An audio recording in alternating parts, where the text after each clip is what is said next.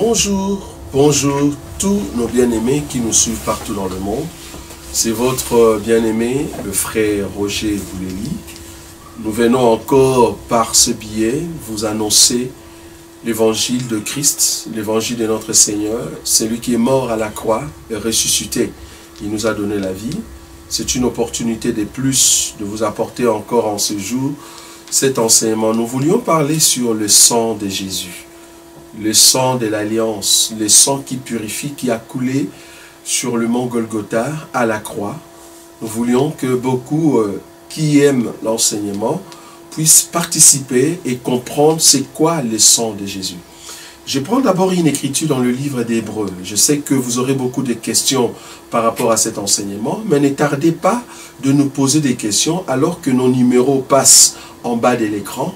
Veuillez en tout cas nous envoyer vos questions et nous allons répondre en cela.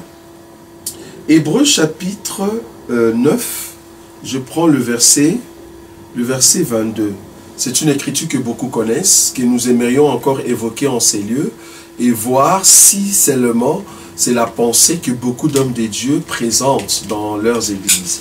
Je suis dans le livre des Hébreux chapitre 9. Je prends le verset 22, la Bible dit « Et presque tout, d'après la loi, est purifié avec du sang. Et sans effusion du sang, il n'y a pas de pardon. » C'est une écriture que vous connaissez, que beaucoup disent, voilà, si nous invoquons le sang, c'est parce que sans effusion du sang, il n'y a pas le pardon du péché. C'est pour cela que nous invoquons le sang pour que les hommes soient purifiés.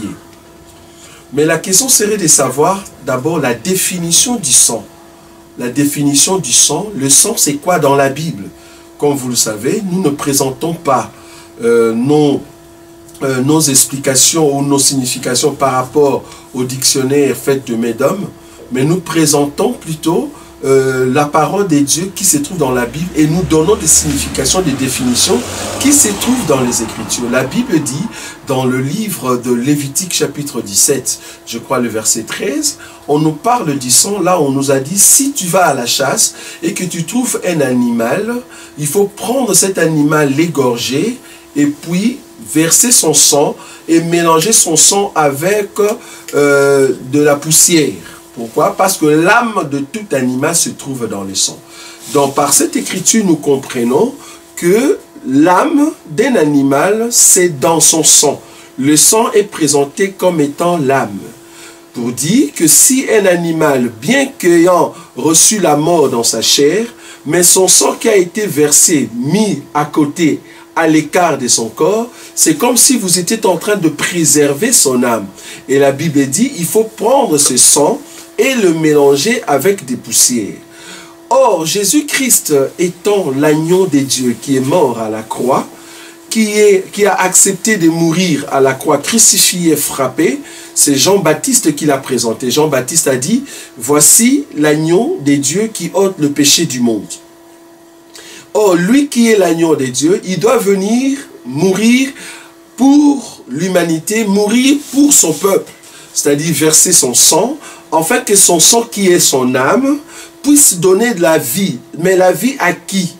Par rapport à Lévitique, le sang de Jésus doit se mélanger avec un peuple qu'on appelle poussière. La poussière ici, c'est tout un peuple, c'est au fait Adam.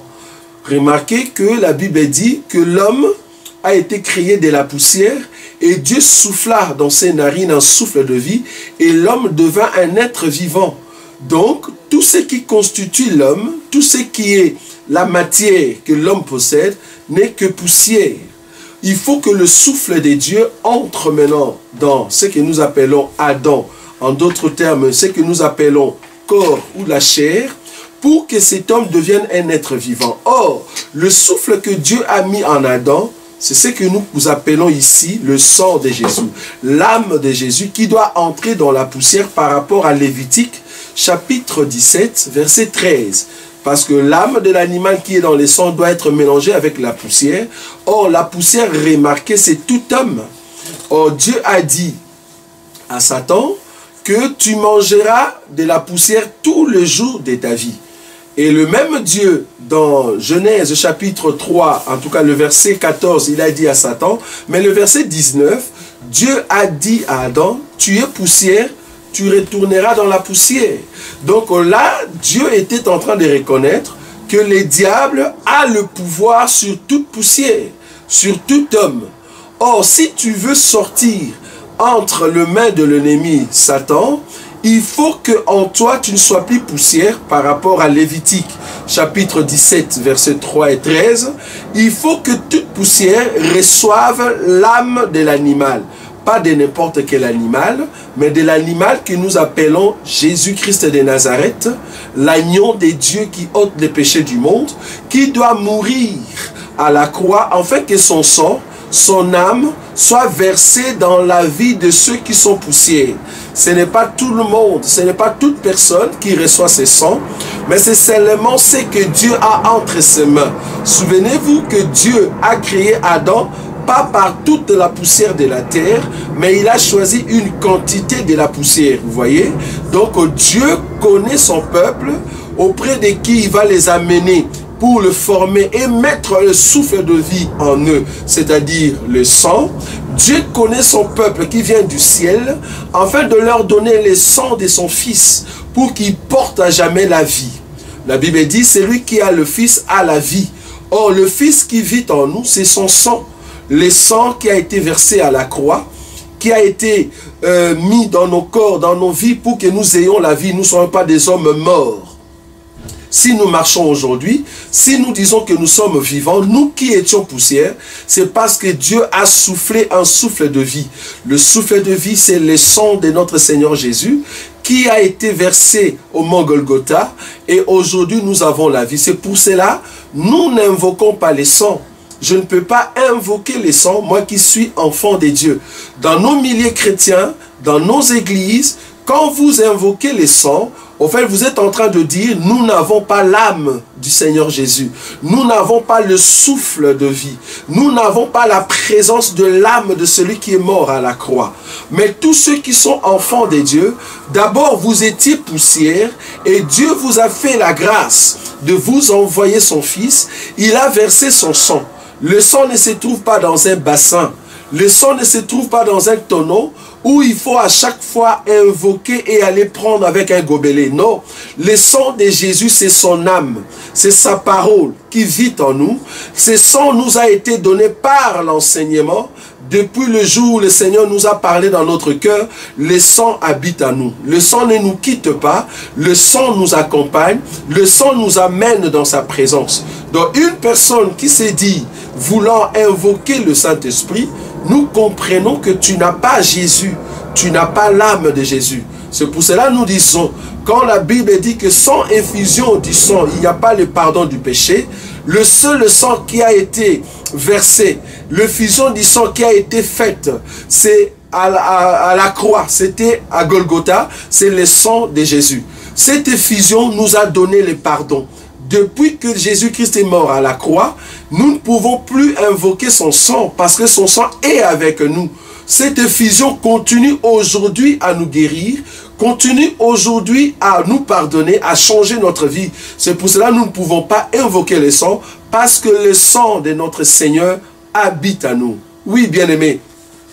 Remarquez une chose, la Bible dit dans Exode chapitre 12, là c'est Dieu qui parlait à Moïse. Il dit à Moïse, dites aux enfants d'Israël que je passerai cette nuit par le biais, n'est-ce pas, de l'ange de la mort, mais cependant il faut que tous les enfants d'Israël tuent un animal. Il doit tuer un agneau ou un chevreau. Il doit mettre le sang de cet animal sur leur linteau, sur le linteau de leur maison, c'est-à-dire à l'entrée de leur maison. Souvenez-vous que beaucoup d'enfants de Dieu, ils l'ont fait et Égypte ne l'avait pas fait. La Bible dit que ce soir-là, l'ange de la mort passait, il regardait si vous avez le signe de l'agneau, si vous avez le signe du sang dans votre maison. Vous voyez? C'est-à-dire l'ange de la mort cherchait ceux qui ont le sang. Maintenant, si c'était vous comme les églises d'aujourd'hui, vous qui se trouvez déjà dans une maison teintée de sang de l'agneau, mais vous invoquez encore le sang alors que vous êtes déjà dans la maison protégés par les sangs. Au fait, vous êtes en train de faire une prière d'ignorance. Parce que vous avez déjà les sangs sur le linteau de votre âme, sur le linteau de vos cœurs. Alors pourquoi invoquer encore le sang alors que le sang est déjà là? Parce que l'ange de la mort a déjà vu le signe du sang, il est déjà passé. Mais cependant, vous continuez toujours à crier, soi-disant, il faut tuer encore l'agneau. Là, nous disons, vous êtes en train de crucifier le Seigneur Jésus pour la deuxième fois, alors qu'il a été crucifié une fois pour toutes. Et son sang est clair, son sang nous donne la vie, son sang change notre intérieur. Donc, toute personne qui se trouve dans une maison teintée du sang de l'agneau, trouve la vie comme Moïse l'avait institué. Nous aussi aujourd'hui, le Seigneur Jésus est mort à la croix. Nous avons pris son sang qui est son enseignement. Nous avons mis dans nos cœurs, dans nos âmes. Depuis lors, l'ange de la mort n'a plus le pouvoir. Parce que ce que l'ange de la mort regarde, c'est plutôt le sang qui est en toi. Imagine, si réellement nous devons invoquer le sang, c'est comme si tu me disais, comme on n'est pas encore dimanche et qu'on n'a pas encore invoqué le sang, dont le diable peut t'atteindre. Tu attends seulement les dimanches, quand le modérateur va dire « invoquons maintenant le sang », c'est là-bas que tu as le sang, et pendant la semaine, donc tu n'as pas le sang, du coup tu es vulnérable au Dieu de tout le monde, donc même le diable peut t'atteindre parce que tu n'as pas le sang. Vous voyez, là c'est en fait un combat de la foi. On est en train de détruire la sémence que vous avez, mais nous avons compris que depuis que le Seigneur Jésus est mort à la croix, son sang est resté dans nos cœurs et nous portons la marque de l'agneau. Partout où nous passons, l'ange de la mort nous voit avec la marque de l'agneau et il ne peut pas nous toucher parce que l'ordre qu'on lui avait donné, c'est de ne pas toucher la maison teintée du sang, de ne pas manger la poussière mélangée avec du sang. On a donné l'ordre à Satan de manger que de la poussière tous les jours de sa vie. Mais imaginez dans le livre de Lévitique 17, verset 13, on dit le sang doit être mélangé avec la poussière. Nous sommes un peuple que Dieu nous a mélangé avec du sang de l'agneau. Et depuis lors, nous ne sommes plus la nourriture du diable, parce que le diable ne peut pas nous manger. Il a reçu l'ordre de manger que la poussière. Mais nous ne sommes pas de la poussière, nous sommes poussière plus le sang, et notre vie a été transformée, parce que nous sommes un peuple qui vient du ciel. Dernière chose, la Bible dit, dans le livre de Josué, que Josué devait venir dans la ville de Jéricho afin de détruire cette ville. Mais avant de venir, il a envoyé 2 espions qui sont passés dans la maison de Rahab, la prostituée. Et le conseil que les 2 espions ont donné à Rahab, on lui a dit, nous allons partir et nous allons revenir pour détruire cette ville. Mais ce que toi tu dois faire, tu dois mettre un linge, un signe de cramoisi rouge sur la fenêtre. Vous voyez? Donc, Rahab, la prostituée, a mis ses linteaux sur sa fenêtre, les tissus rouges en signe de cramoisi, pour que quand Josué et son armée vont entrer en Jéricho, qu'ils puissent tuer toute personne, mais ceux qui vont se trouver dans la maison de Rahab soient sauvés, soient épargnés. Le signe rouge que Rahab a mis sur sa fenêtre, ça représente le sang de notre Seigneur Jésus.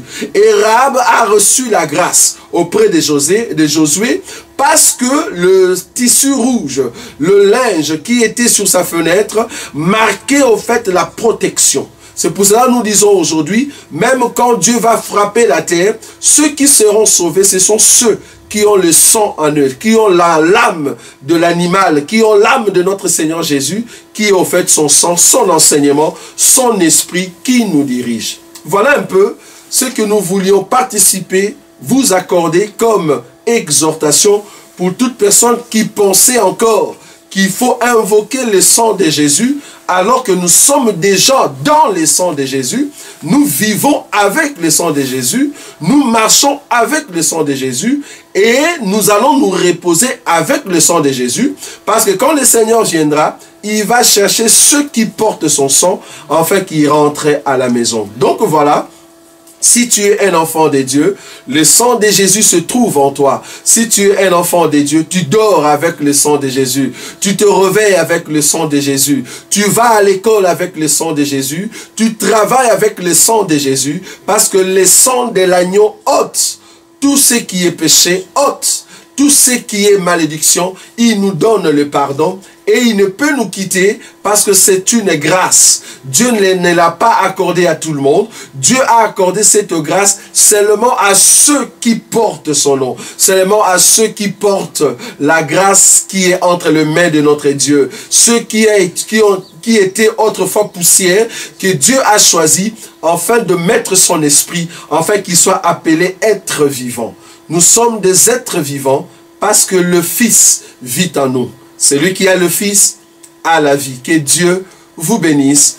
En tout cas, merci beaucoup et prochainement dans nos émissions Éducation chrétienne. Merci beaucoup.